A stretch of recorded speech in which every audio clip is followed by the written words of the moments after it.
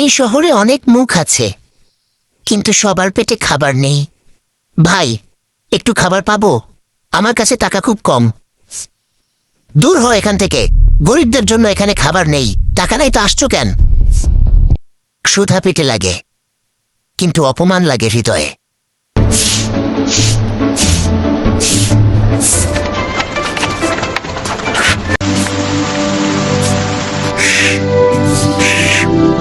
সে আর হাত পাতেনি, পরিশ্রমকে বন্ধু বানিয়েছে, অল্প অল্প করে নিজের সম্মান গড়ে তুলেছে। ভাই, আজ আমি খাবার কিনতে এসেছি, ওদের সবার জন্য খাবার দিন। এই নিন আরো টাকা। আরো টাকা?